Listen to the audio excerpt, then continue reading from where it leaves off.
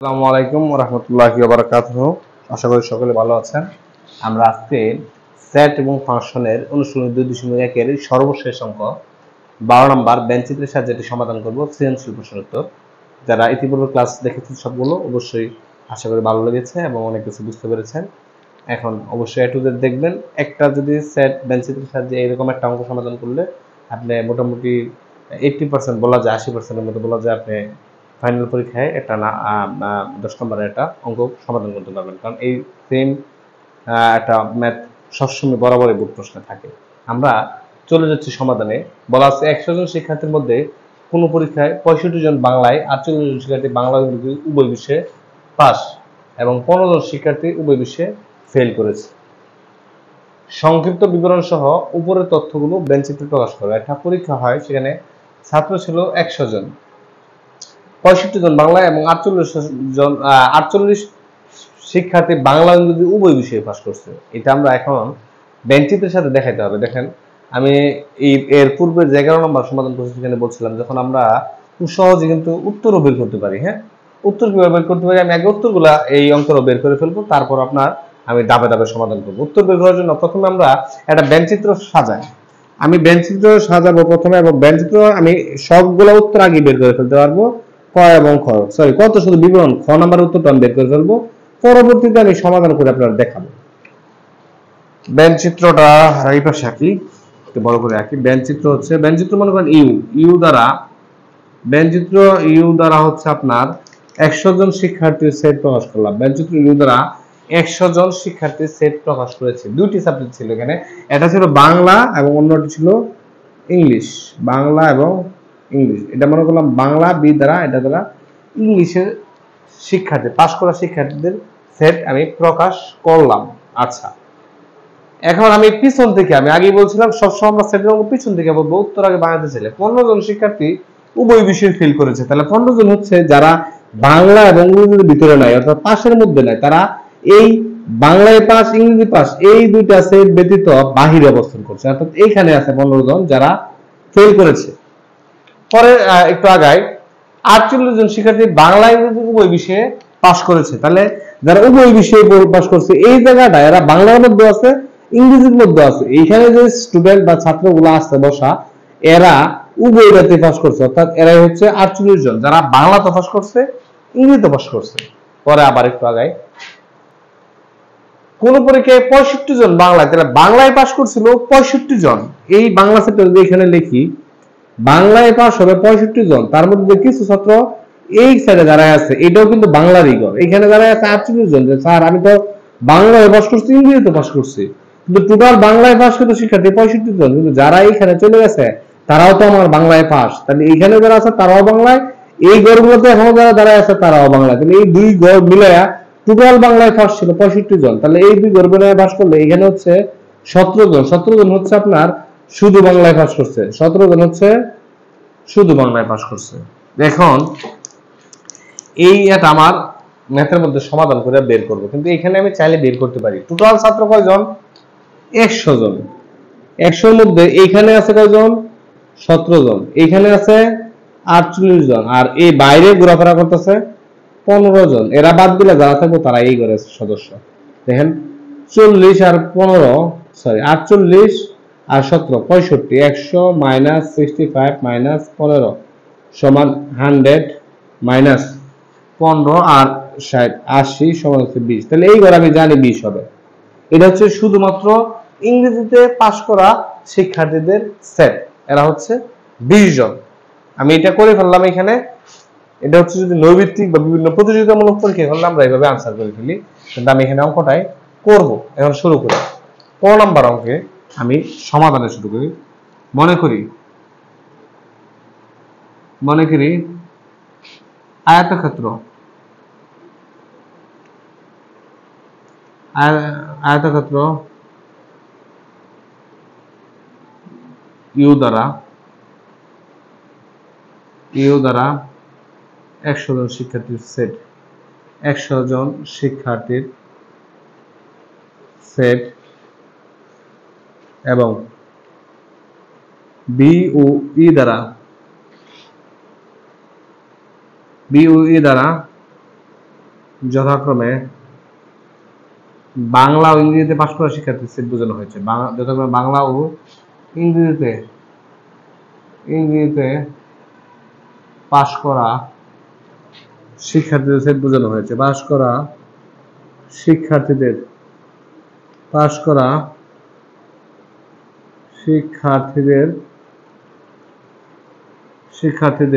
Set বোঝানো হয়।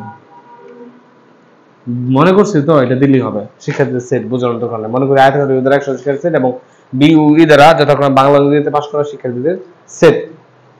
আচ্ছা, এবং আমরা জানি কোন সেটের পূর্বে n যদি দেই অর্থাৎ তার উপাদান সংখ্যা, তাহলে n ইউ মানে ইউ এর মধ্যে কতজন লোক আছে? 100 জন। n ইউ সমান 100। তারপর আমি দিতে পারি n বি, শুধু যারা বাংলায় আছে n বি সমান হতে পারে আপনার হচ্ছে n বি যারা বাংলায় উল্লেখ করা আছে, শুধুমাত্র বাংলায় পাস করছে হচ্ছে 65 জন। আচ্ছা, n বি হচ্ছে 65। আরেকটা তথ্য ছিল এখানে 15 জনের একটা তথ্য ছিল, 15 জনের তথ্য ছিল। ও আরেকটা তথ্য ছিল বাংলা ইংরেজি উভয় বিষয়ে যারা কমন বিষয়, অর্থাৎ n বি ইন্টারসেকশন ই যারা কমন আছে তারা হচ্ছে কয়জন? 65 জন, 65। আচ্ছা, এটা গেল। তারপর হচ্ছে আপনার আরেকটা বিষয় দেওয়া আছে, সেটা হচ্ছে n এই যে বাহিরের গড়টা, এই গড়টাকে আমরা কি সেটে প্রকাশ করি? এই গড়টা সাধারণত হচ্ছে ইউ প্রাইম ইকুয়াল হচ্ছে ইউ বাদ বি ইউনিয়ন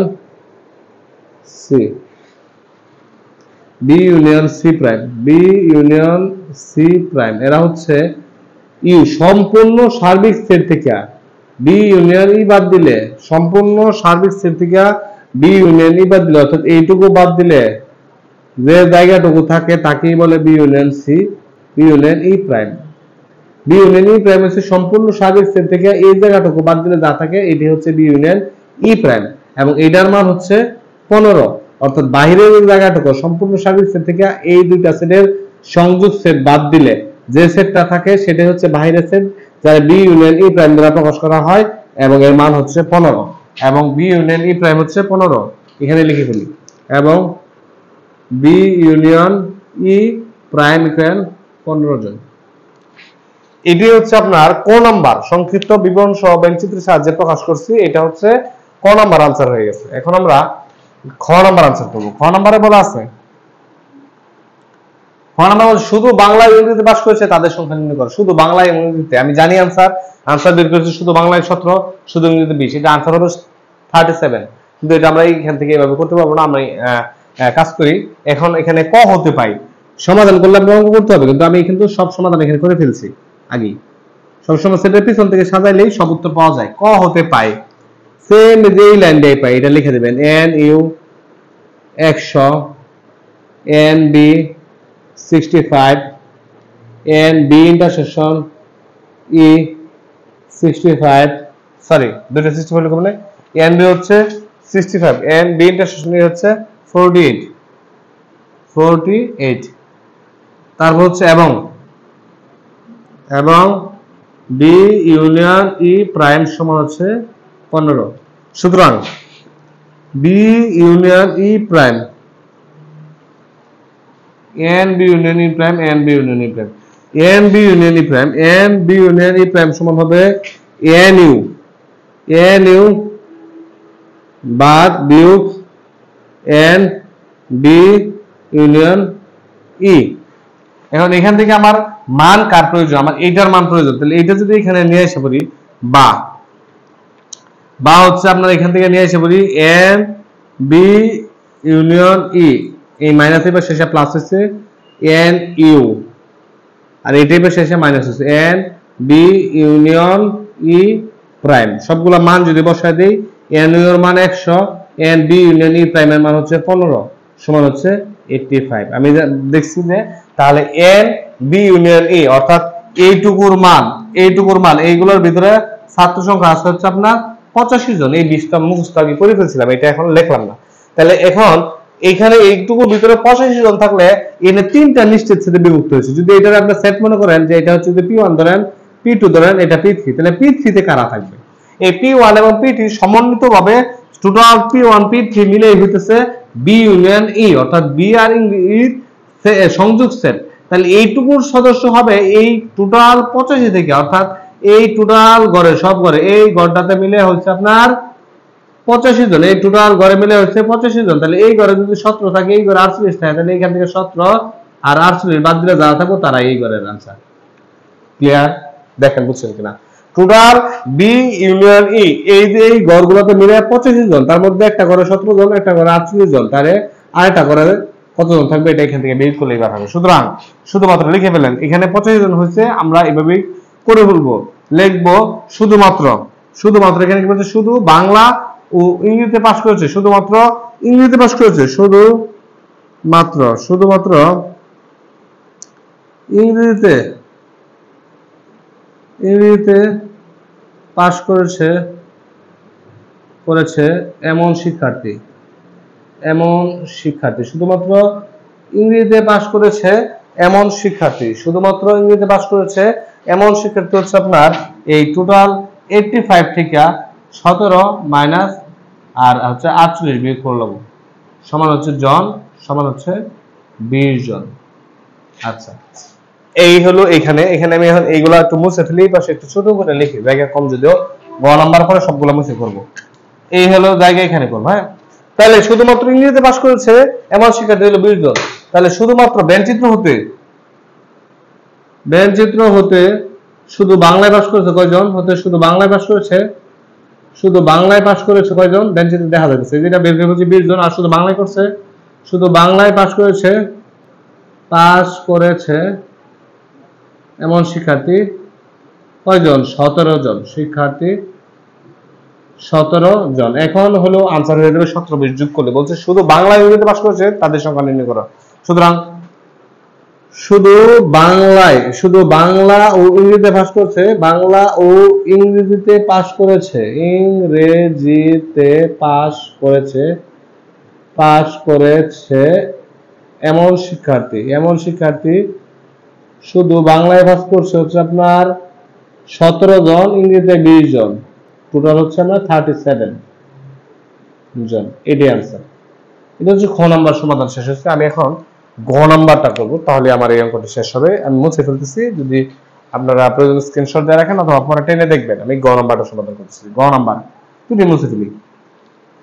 গ নাম্বার প্রশ্নে বলা আছে যে আপনার উভয় বিষয়ে পাস এবং উভয় বিষয়ে ফেল শিক্ষার্থীর মৌলিক গুণনীয়ক, উভয় বিষয়ে পাস এবং উভয় বিষয়ে ফেল শিক্ষার্থীর মৌলিক গুণনীয়ক। আমি প্রথমে এখানে আগে লিখি উভয় বিষয়ে পাস শিক্ষার্থী, উভয় বিষয়ে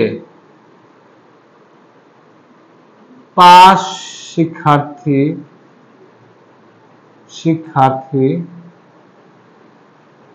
48 জন, উভয় বিষয়ে ফেল শিক্ষার্থী 15 জন। তাহলে উভয় বিষয়ে পাস হচ্ছে 48, উভয় বিষয়ে ফেল হচ্ছে 15 জন। তাহলে উভয় বিষয়ে পাস 48, উভয় বিষয়ে ফেল হচ্ছে 15 জন। পরে দেখেন এখানে কি বলছে, সংখ্যাদের মৌলিক গুণনীয়ক সমূহের সেট। মৌলিক গুণনীয়ক কি? আমরা জানি মৌলিক সংখ্যা কাকে বলে, যে সংখ্যাকে এক এবং ওই সংখ্যা ব্যতীত অন্য কোনো সংখ্যা দ্বারা ভাগ করা যায় না তাকেই মৌলিক সংখ্যা বলে।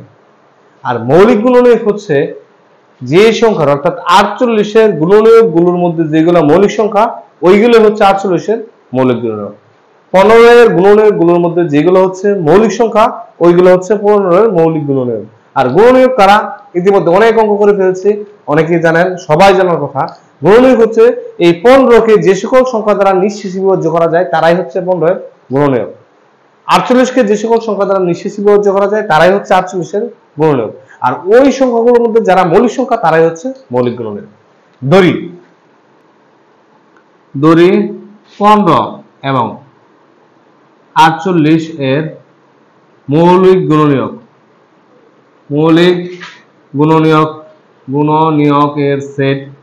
গুণনীয়কের সেট যথাক্রমে এ ও বি। এখন 15 এর গুণনীয়কগুলো হলো 15 এর গুণনীয়কগুলো হলো 15 কে যে সকল সংখ্যা দ্বারা নিঃশেষে বিভাজ্য করা যায় তারা হচ্ছে 15 এর মৌলিক গুণনীয়ক 1 3 5 15। আর কোন সংখ্যা নাই দেখেন 1 3 5 15 এক দিয়ে ভাগ করা যায়, 2 দিয়ে করা যায়, 3 দিয়ে করা যায়, 5 দিয়ে 6 7 আর ওইগুলো হয় না। আর 45 এর মৌলিক গুণনীয়ক নাকি 48 এর গুণনীয়কগুলো হলো 1 2 দ্বারা ভাগ করা যায়, 3 দ্বারা ভাগ করা যায়, 4 দ্বারা ভাগ করা যায়, 6 দ্বারা ভাগ করা যায়, 8 দ্বারা ভাগ করা যায়, 10 12 দ্বারা ভাগ করা যায়, 13 14 15 16 দ্বারা ভাগ করা যায়, 17 18 19 20 21 22 23 24 দ্বারা ভাগ করা যায়, আর 48। আপনি চাইলে এখানে বের করে নিতে পারেন। 48 সমান হচ্ছে 1 গুণ 48, 2 গুণ 24, 3 গুণ 16, 4 গুণ 12, 5 9 6 গুণ 8 8 লিখছি না, লিখছি 6 গুণ 8 7, এটা লাগবে না। 1 2 3 4 5 1 2 3 4 6 8 12 16 24 48 এটা আপনারা বের করতে পারেন, আপনারা বের করে নেবেন, পাশে রাখ করে নেবেন। তাহলে সুতরাং এখান থেকে হচ্ছে 15 এর যে সকল মৌলিক গুণনীয়কগুলোর মধ্যে যে সকল গুণনীয়কগুলো যারা মৌলিক গুণনীয়ক 3 এবং 5 যাদেরকে অন্য কোনো সংখ্যা দ্বারা 1 এবং ওই সংখ্যা ব্যতীত অন্য কোনো সংখ্যা দ্বারা ভাগ করা যায় না, এবং বি হচ্ছে যাদেরকে ওই সংখ্যা এবং 1 দ্বারা ভাগ করা যায় 2 3 আর কোথাও নয় 2 3। প্রশ্নতে আমরা আবার চলে যাই, বলছে উভয় বিষয়ে পাস এবং উভয় বিষয়ে ফেল শিক্ষকদের মৌলিক গুণনীয়ক সমূহের সেট দুটির সংযোগ সেট। তাহলে এদের সংযোগ সেট এখন সুতরাং এ ইউনিয়ন বি সমান 3 5 আর হচ্ছে ইউনিয়ন 2 3 ইকুয়াল হচ্ছে সংযোগ সেট হচ্ছে কমন আনকমন সকল উপাদান নিয়ে গঠিত নতুন সেট। তাহলে এই দুইটা সেটের মধ্যে আছে এমন উপাদানগুলো যদি আমরা নিয়ে ব্যবহার করে নতুন সেট গঠন করি, কোনো উপাদানকে বাদ রাখা যাবে না, এটা হচ্ছে সংযোগ সেট বা ইউনিয়ন সেট। হ্যাঁ, এখান থেকে তাহলে আমরা 2 3 5 এটাই আমার আনসার। যারা এতক্ষণ সময় নিয়ে ভিডিওটা দেখছেন সকলকে অসংখ্য ধন্যবাদ। আসসালামু আলাইকুম ওয়া রাহমাতুল্লাহি ওয়া বারাকাতুহু।